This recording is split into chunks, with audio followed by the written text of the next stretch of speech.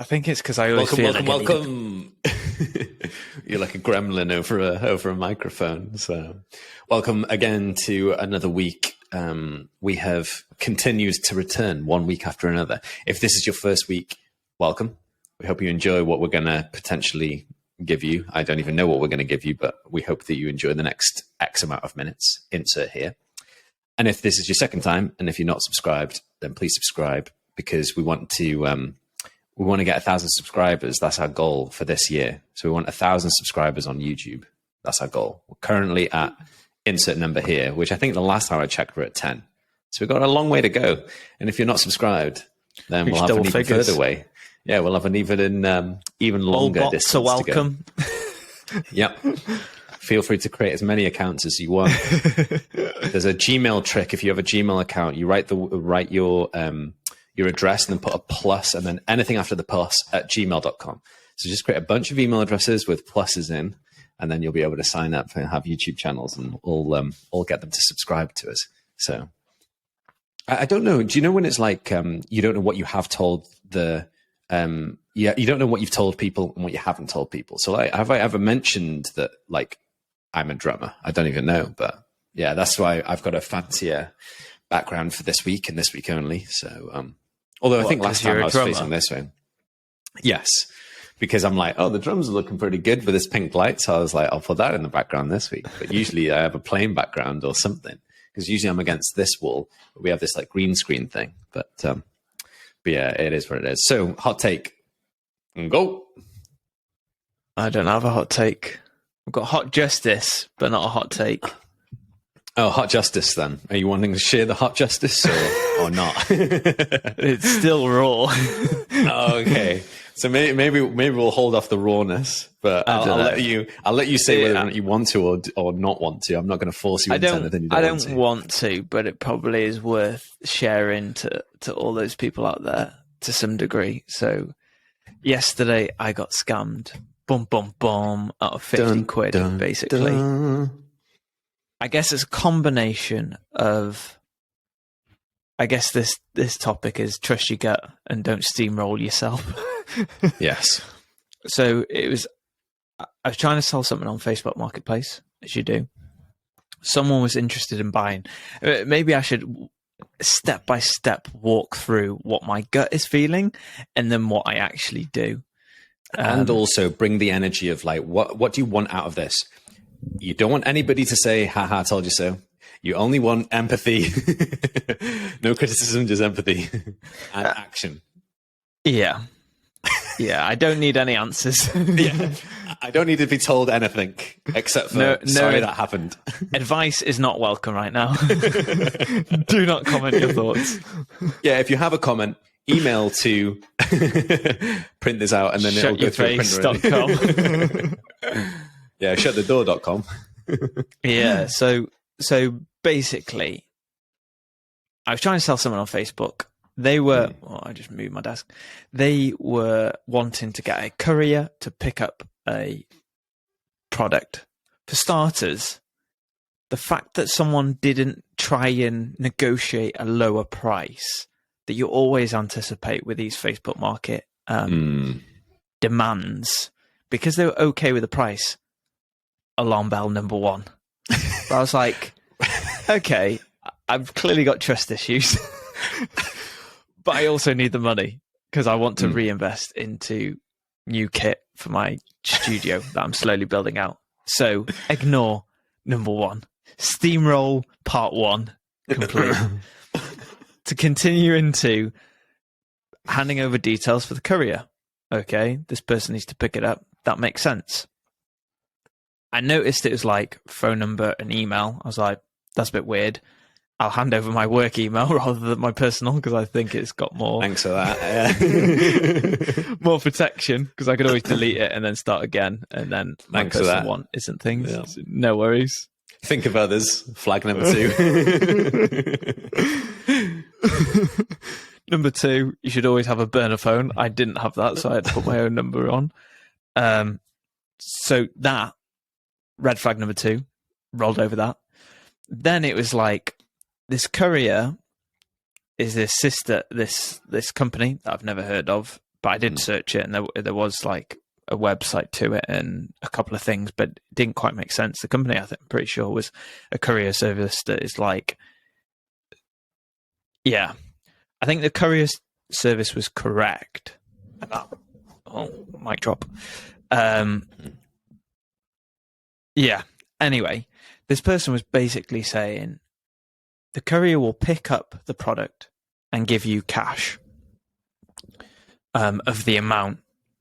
So I was like, cool, I'm happy with that. That doesn't bother me. The ball's in his court. But then he changed it to be like, you have to do a card payment to pay like the insurance of like to look after the journey. And I was like, that doesn't make no sense. Like, alarm bells. Like, yeah, you should probably do that every time. So again, red flag. I was like, this is a bit weird. So then I was messaging to be like, so to caveat this was an afternoon that clearly my brain wasn't working as much as it should do. And it was seeing the shiny money sign in my brain of a quick sale. A quick sale isn't always a good sale, but that's the next episode. Quick sale isn't always, that'll be your quote of the day. A quick sale isn't always a good sale. Yeah. A quick sale is a long counselling session. A quick sale pays its value in counselling. Yeah. So basically, he was like, you just need to pay this thing and you'll get the cash value. So I was like, okay, that's not crazy, but that's just strange.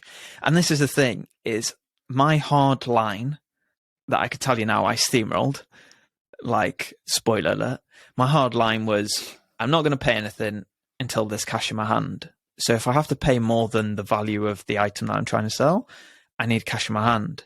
But then how much are you selling this for? So £100. Cool. So right now we're at 50. You're like, cool, I'm going to make 100 on the back of it and get the 50 back, kind of thing, right? Yeah. So then You're like, okay, the guy's not haggled down. Like, it's. I think in my brain, it's like, I'm willing to lose that to some extent, and I'm going for the journey.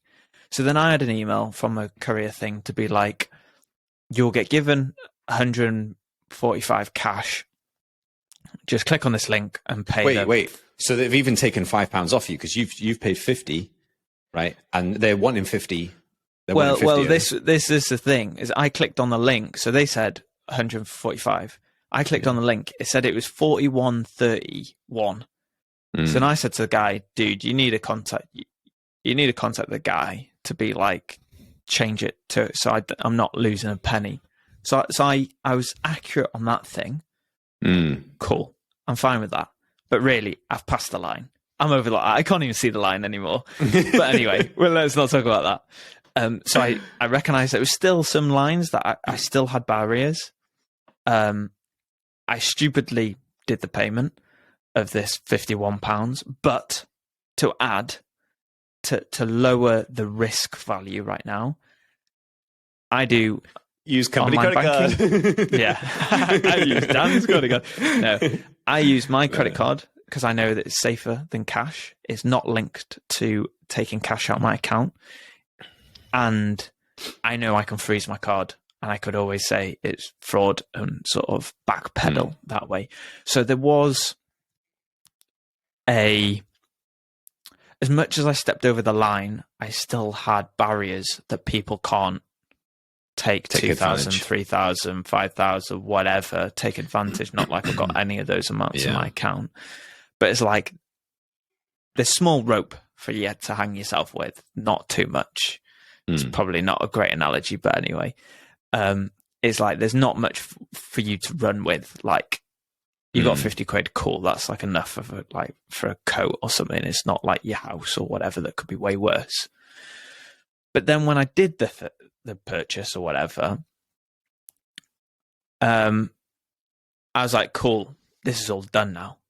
So then I had I had a Facebook message from this guy to be like, you took too long. The code has run out, because he was like, tell me the code once it's done. So I was like, cool, this is the code for the courier or whatever. So then he was like, the time limit's run out. And I was like, so I've paid for something that the time limit is literally run out within like 5 minutes, if that. So then he sent me another link that was different than the first link. So this was when it was like another alarm bells.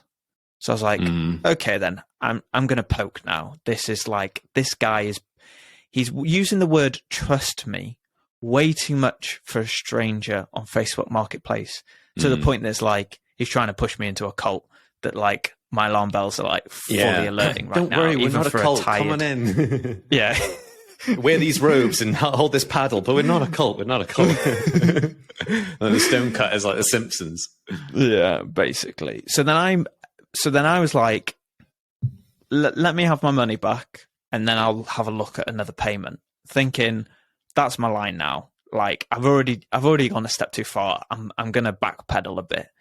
So then the guy was like, no, do the payment. Like you need to do it now.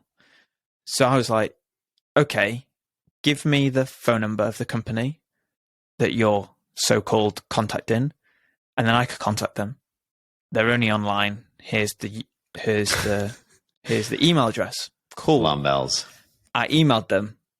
I also researched the company and found out there was a different email address. So I was like, cool, I'm just going to email it. And what was the email address? It was... What was the end of the email address? @gmail.com. Again, alarm bells, because it's more of a personal account. But it was like a business starting point. Yeah. So I was like, okay, this is interesting. So then I basically emailed to basically like, this feels like a scam. Can I have confirmation that you sent the money back? Person ignored it and was like, you need to now do this. You need to top up your money so it covers £190 that you'll get cash through the courier.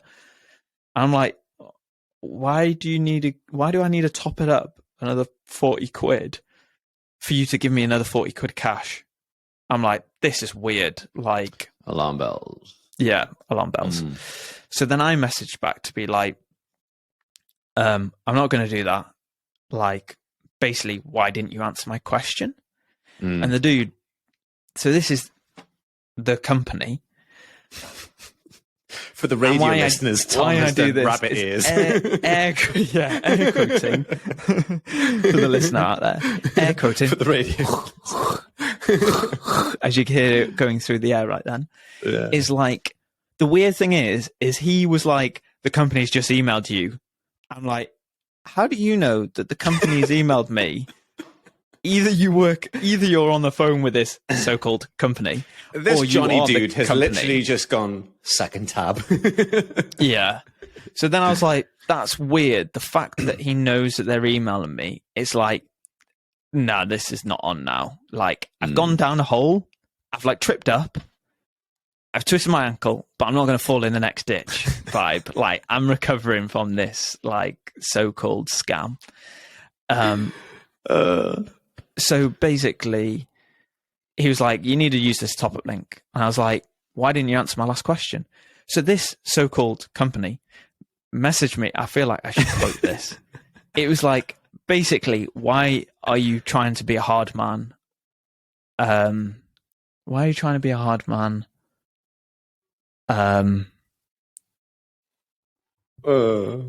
could do stuff like I could do legal action or something out of the blue. That I'm there going, I've paid you money to pick up an item that I own for you to buy off me. I'm going to sue you for giving me business. So, for a bit of context, like my anxiety shot through the roof only because of past experience. Someone threatened, or multiple people threatened in a previous role to sue me, even though I did everything by the book, but it was because they basically felt like they weren't treated correctly, and my guilt. What was that? I was just going to say, have you ever been... so we should segue into this after this. Death threats. This is going to be... The title of this video is going to be Alarm Bells, Threats, Death Threats, or and whatever. Steamrolling. Yeah, steamroll. Yeah. Death threats. Sorry, not death threats. I felt it, but I've not not been told it, if that makes sense. Yeah, as in I like felt you like that feel could be the case. unsafe. Yeah. So Yeah. this is predominantly just like, we're going to sue you. This guy's like, why are you being a big man? So basically, when a company is saying, why are you being a big man, when you're asking for a Gary at trail light, gmail.com. I literally was like, I'm backing the hell out of this. I don't have a clue what's happening.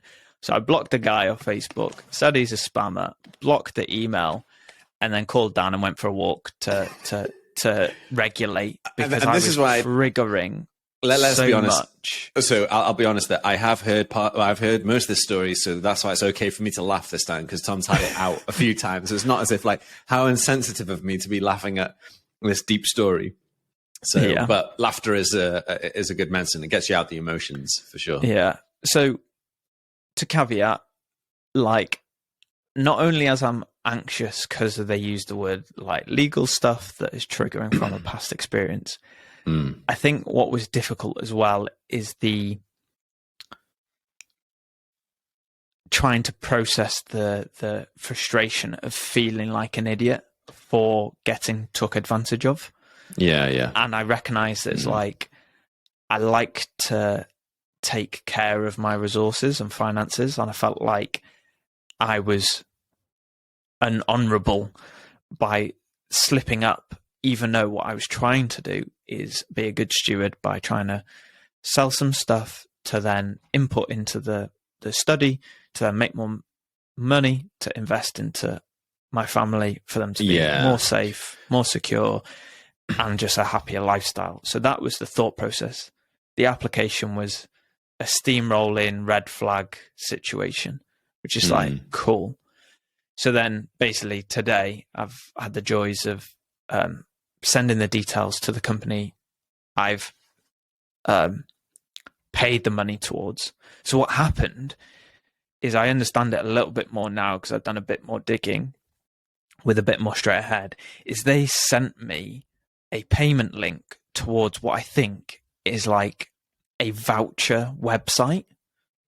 But they sent the email from so-called company, but then the link took me straight to the payment site. Because when I contact the company today to be like, I've just got scammed basically through your system, they were like, well, it's all over the website. We can't do anything about it, but we'll try our best. And I'm like, well, it wasn't all over the website, because they clearly bypassed that and hyperlinked further down the trail, which sometimes websites look different when you take a card payment. That looks fine, basically. But anyway, by the by, so then I basically froze my card, ordered a new one, credit card, and then told HSBC to not like, there's all other banks out there, but basically told them to cancel the payment or do whatever they can to cancel it. And then I basically sent a message to the police, basically saying it's fraud. Here's the name, here's the email, just in case. So they've got like tabs of what's going on, just in case they can find the person, or if they hear about it again, that they know to take it seriously. I don't have high hopes from that point of view. It was more from I'm going to do the procedure that might make me feel better for doing it, but more so that hopefully it'll clock it for if it happens again or whatever. At least it's on the books that someone's warned them about it, basically. Yeah. So my red rage of fury has been high the last 24 hours. It's difficult, isn't it? Because I think there's always that voice that's inside you to be like, are you sure? Like, and usually you wouldn't get caught out, but tiredness, afternoon slump, whatever it is, like efficiency of wanting to complete a task, meaning that you're like cutting the corners on due diligence that you typically do, or like, oh no, it'll be fine. Like good intentions, right? Can all be slip ups, which I completely get the absolute infuriation with something like this, because it's the freaking worst. And then you beat yourself up because you're like the good intentions guy. It's kind of like, hey, you were known for never swearing and now you've just sworn. Hang on a minute, like kind of thing. It's like the identity of like a not a goody two shoes, but someone that's, you know, got things together, and then that person slips up, and it's not necessarily for the public eye, it's more so for the person themselves, right? As in, like, you feel bad, and that's without even speaking to anybody to say, hey, this thing happened, you know. It's like, because then you feel just feel super guilty, like embarrassed of sharing it, because it feels like you just handed over your bank details to someone, even though I didn't. It sort of feels like you might as well have, because I nearly fell for it like 6 months ago, only because I was in conversations with my bank trying to sort something out, and then I can't remember if it was a text or an email from that bank that I was trying to sort stuff out. So then but then they were asking for my card details, and I was like, okay, alarm bells, I'm not doing that.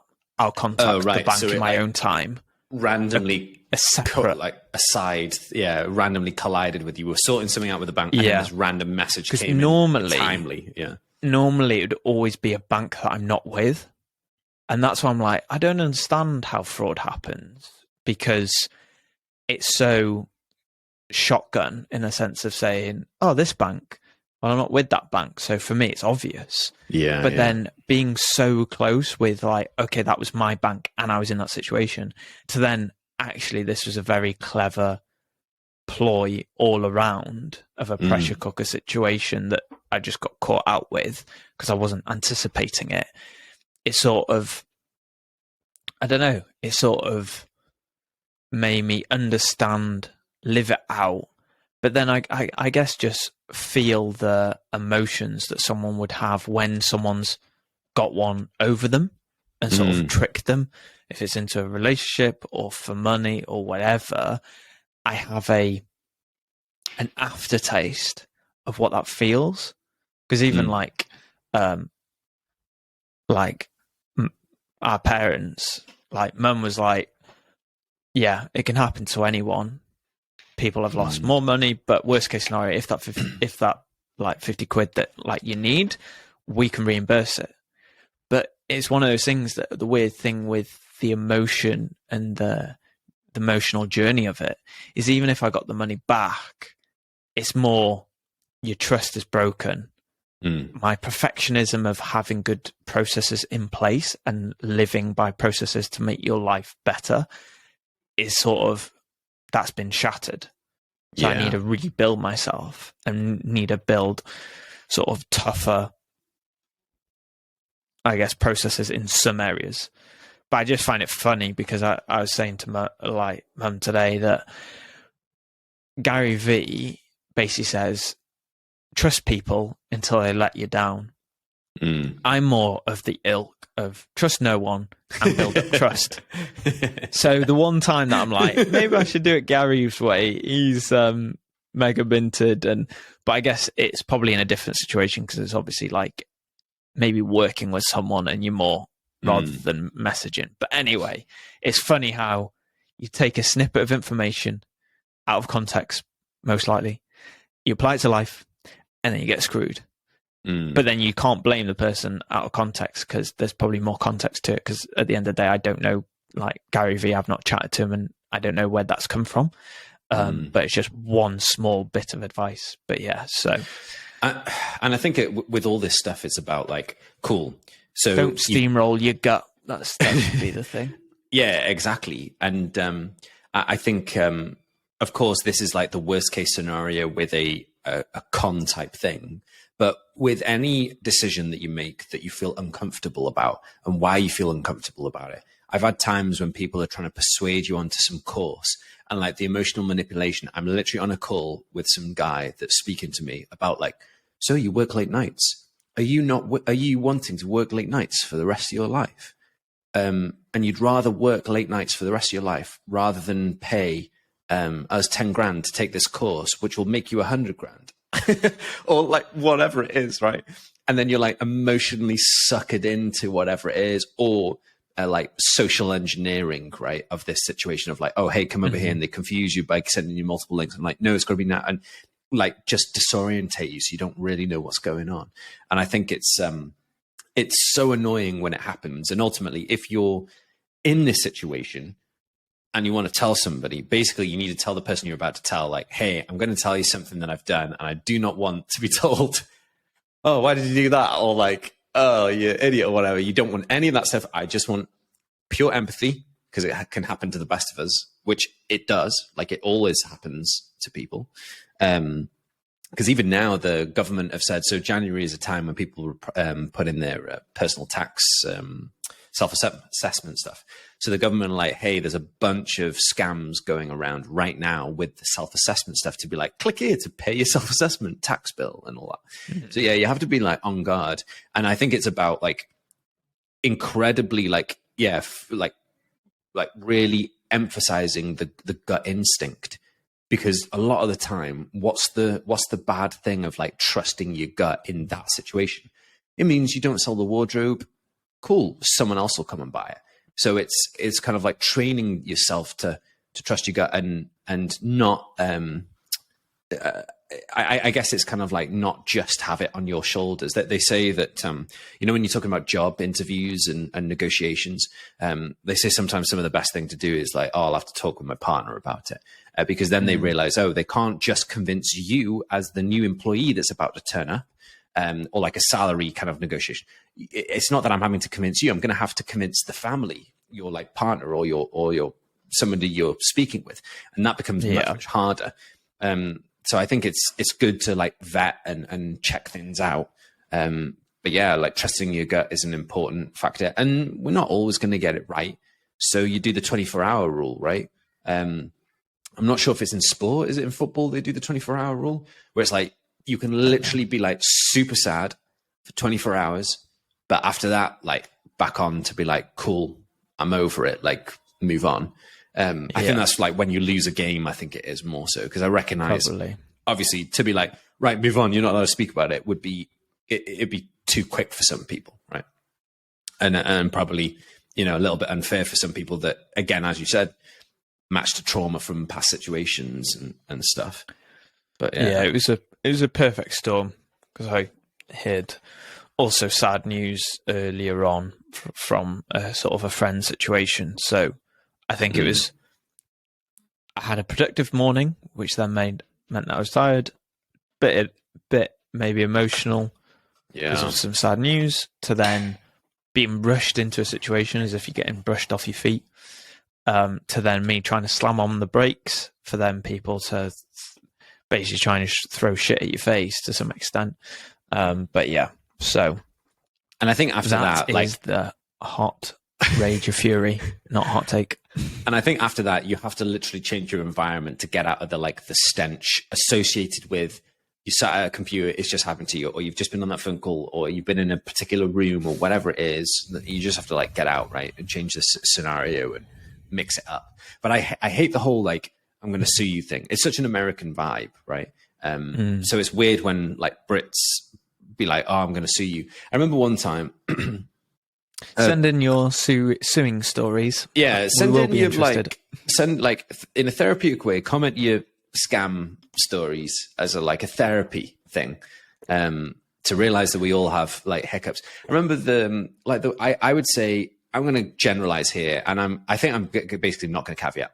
Builders, scam artists. I'm going to try not to caveat this. My experiences with builders has been bad.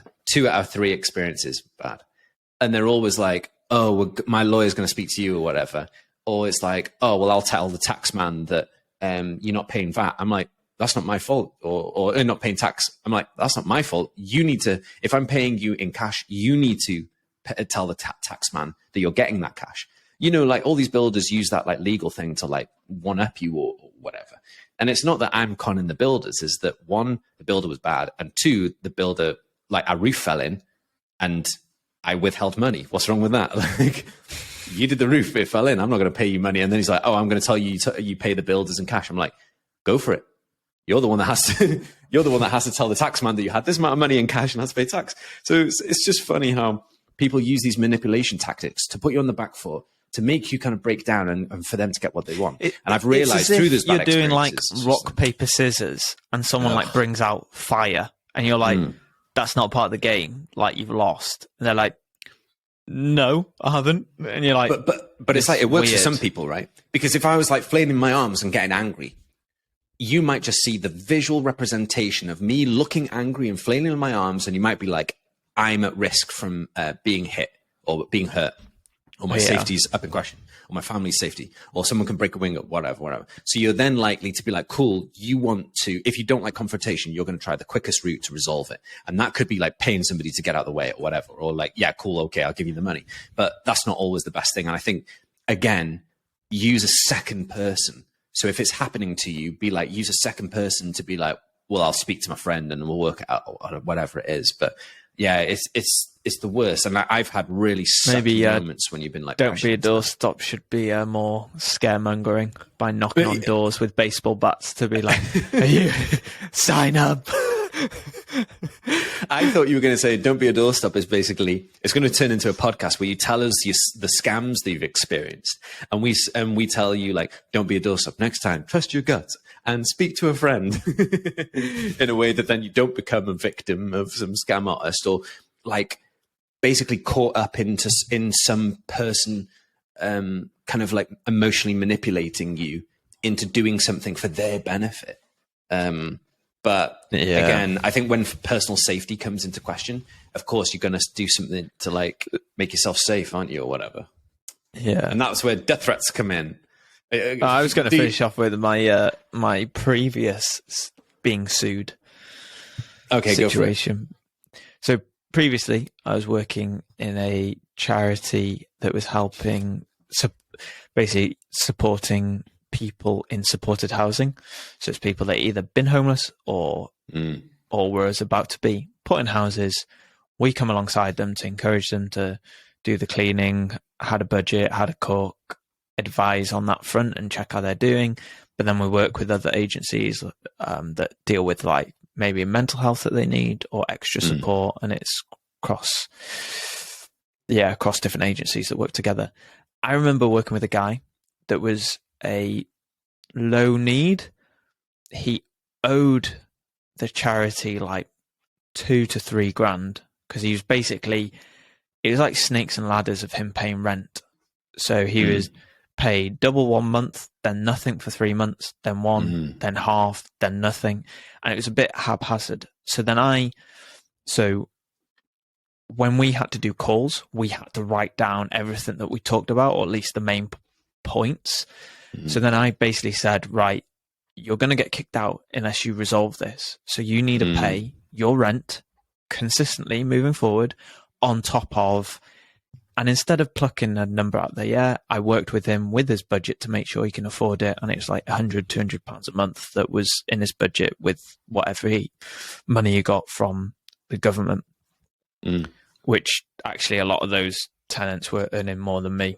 But that was a weird situation anyway, that you're helping people that are in a weird way better off in some ways. It's a very strange situation to be in, that you feel like they should be worse off than you, but I guess they are mentally and emotionally. Yeah. But anyway, the guy basically did the first payment, obviously, so it looks good on paper. Following month, didn't pay. I think the following month, didn't pay the extra. So now I was like, dude, you're going to get kicked out.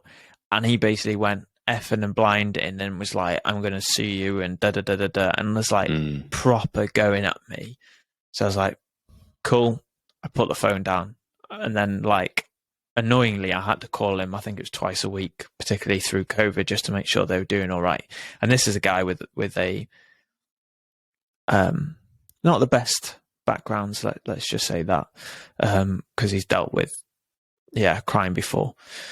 So it's just an interesting thing, because I don't think I realized the panic of, have I written the correct notes or enough notes on the situation, and the guilt of, have I pushed him in the corner, that you go into when someone's basically yelling at you to some extent and like challenging you.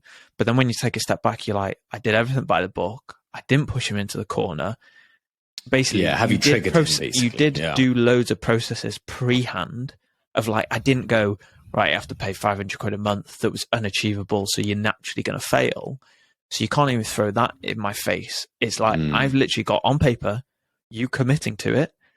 And then on a different paper, which is our bank balance, you're not paying it. So you're literally in the wrong. You're going to get kicked out. So on an emotional level, his if you've ever listened or read the chimp paradox, I think it's called. Basically, his chimp mode, his lizard brain, as some people call it, or his emotional side, or whatever you want to call it, goes crazy because he basically feels like he's going to get attacked by a lion, because his home is his safe place, and I'm gunning after his safe place. When really, I'm trying to create that safe place to be even a better fortified safe place, because he's paying rent. Yeah. Because he doesn't realize that you still have to live with consequences. As much as you're not got a job and in supported housing, it doesn't mean that you can't live life without consequences. That I think some of the tenants got away with that over time, but as time was going on, when I joined onwards, we were like, right, we're setting them up to fail in life, because if they actually got a proper house and if they actually got a proper job, they're going to fail because we're holding them to lower standards. So actually holding them to high standards is worth it. So yeah, so that was my getting sued lifestyle. And that was difficult because that was during lockdown. We were in North Wales, so we went in a local lockdown, and me and my wife moved to, and you were only allowed to socialise with people in the same county, and we moved to 2 counties over from a lot of people, a lot of our friends and family that we knew. So we were isolated to some extent of seeing others apart from us. So when she would go to work, because she had to work in schools when some people weren't during. So it was a very strange time of you didn't have multiple people to bounce off, or you couldn't go bowling or football or whatever to get away from the situation. So it felt like you were sat in it for longer. So I thought one of your strange situations. Yeah, one of your best lines, and I think again, if you can, I think someone said, I've been reading a book about Think Big. I think it's Think Big. Basically, no, actually, it wasn't Think Big. It was Diary of a CEO. It was Do Small. Guy, Think Small. Diary of CEO, the author of the Chimp Paradox book, is on it again. And he was saying the best way to get you out of a particular mindset is try and trigger yourself to laugh. And what I thought is it doesn't always necessarily work in the sense of if the person you're chatting to is super angry and you're trying to make them laugh, that might not work in that sense. But if you are thinking, crikey, this guy's going to sue me, and then you try and make yourself laugh by saying, cool, give me your solicitor's details, I'll send them to the company's solicitors as let's see if you're all talk, like sarcasm kind of vibes. Then you can kind of get out this feeling of it being targeted to you, because it changes the whole I'm under attack to be like, actually, yeah, I'm not under attack. Like I can come, I can be diffusing it with a bit of humor, a bit of like laughter. So I thought when you suggested that, I thought that was a really funny thing. Like, yeah, sure, send your solicitor's details over. The solicitor's details never come, do they? Because they're all chatting. Yeah, he cancelled the call and I never spoke to him for 2 weeks. It's quite nice. Yeah. Like, right, let's finish on my death threat thing. So I've got 2 death threats, but I'll just share the one because the other one's a bit more like sensitive. But thankfully, I'm not here. I mean, I'm not here, as in like they've not happened. I am. This here. is AI. Yeah, I'm a robot, and I've actually one podcast. I really want to actually get ChatGPT to create it because I've already created an AI version of my voice, so I can just give it anything, and it will basically talk as me. So at some point, we'll have to do that. We'll have to get people to say like whether or not it was me speaking or whether or not it was the AI speaking. But back in university, I literally had a phone call from an unknown number. I answered the phone call and said, hello. They were like, hey, is Diego there? And I was like, no. He's like, yeah, is Diego there? And he was pretty persistent that Diego was there. And I was like, Diego is not here. And then he said like, I've got the package. I've got the package. And I was like, I don't know who Diego is. I don't know anything about this package. You got the wrong number. And then he was like, on the like, cool, he's now realized that I'm not Diego and I don't know Diego. He then is like, fine then, if you try to call me back, I'll kill you. And hang up, right?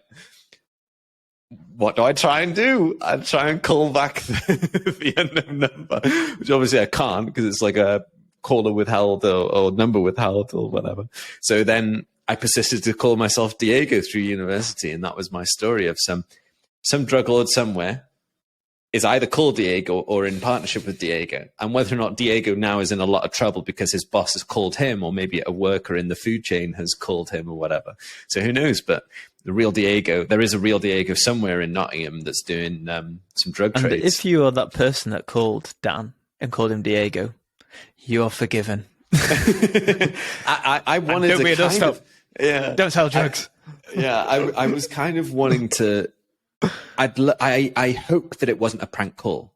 I hope that it was a real call in the sense of I've like used that Diego story for ages. You know when they say, "Hey, we're a new group of people. Like, say some interesting fact about yourself," and I'm like, "I once had a death threat or whatever." Like, you know, you do the old story because it's just funny. Because I wasn't in harm's way, and I think at that time I was like, thankfully, even though I'm not Diego, they don't know where I live. They might know where Diego lives, but not where I live. So I thought off the back of that, I was fine. But yeah, so in the comments, put your scam stories, your death threat stories, and your red flag stories. Yeah. Next episode should be how many times have we been to prison? Yeah. And ultimately, this has still had a message. Like, what's the message? Trust your gut. Trust your gut. Don't steamroll yourself in a desperation of task achievement like thing, right? And also when somebody comes to you with Self-care. a scam story, hug them. Don't say, "Oh, why did you do that?" Because they know they're already beating themselves up far more than you could ever see. So Don't join the beating. Stop it. Yeah. And on that note, hammer those nails. Ding, ding. Nails not being people.